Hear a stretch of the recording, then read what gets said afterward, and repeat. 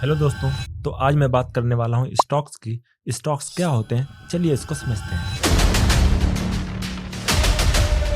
Stocks को share या equity भी कहते हैं। शेयर का मतलब होता है हिस्सा। जैसे कुछ लोग कहते हैं कि मुझे इसमें 30% शेयर चाहिए या 50% शेयर चाहिए। इट मीन्स वो उसमें हिस्सा मांग रहे होते हैं कि मुझे 30% का हिस्सा चाहिए या 50% का हिस्सा चाहिए।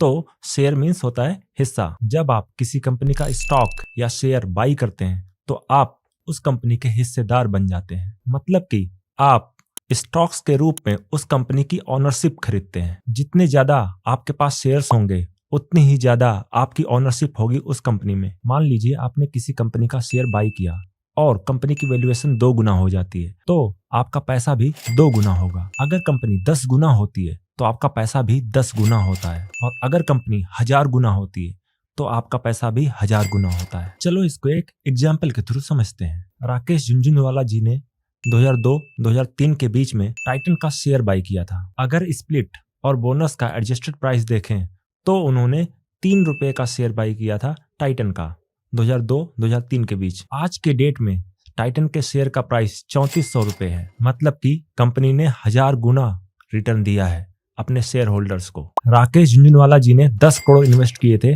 तो आज उनका 10,000 करोड़ रुपए हो चुका है टाइटन के शेयर में। अगर आपने केवल 1 लाख इन्वेस्ट किया होता तो उसकी वैल्यू आज की डेट में 10 करोड़ रुपए होती। तो शेयर खरीदने का मतलब होता है कि आप कंपनी की ओनरशिप खरीद रहे हो। अगर कंपनी बढ़ी तो आपका पैसा भी उसी रेशियो में बढ़ता है, और अगर कंपनी डूब गई तो आपका पैसा भी डूब जाएगा। इसीलिए कहते हैं सोच कर समझ कर इन्वेस्ट कर। रिस्क को कम करने के लिए आप एक कंपनी की जगह पर 10 या 20 कंपनी में इन्वेस्ट कर सकते हैं। एक कहावत है, don't put all your eggs in a single basket. मतलब कि सारा पैसा अपना एक कंपनी में इन्वेस्ट ना करें, क्योंकि इससे रिस्क बहुत ज्यादा बढ़ जाता है।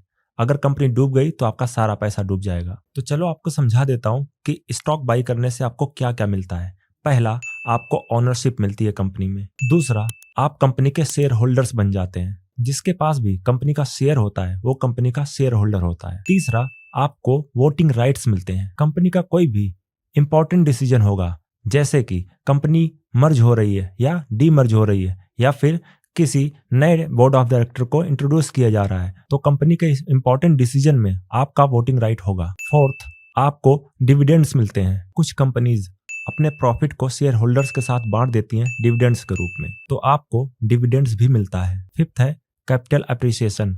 जैसे ही कंपनी बढ़ती है तो आपका कैपिटल भी अप्रिशिएट होता है। और लास्ट है रिस्क। आपको रिस्क भी मिलता है। अगर कंपनी डूब गई तो आपका पैसा भी डूब जाएगा। इसीलिए आपको अच्छे बिजनेस में इन्वेस्ट करना चाहिए। तो दोस्तों, ये रहा स्टॉक्स के बारे में पूरा एनालिसिस। आपको ये एनालिसिस कैसा लगा आप मुझे कमेंट करके जरूर बताएं। मिलते हैं नेक्स्ट वीडियो में। Thank you so much for watching the video.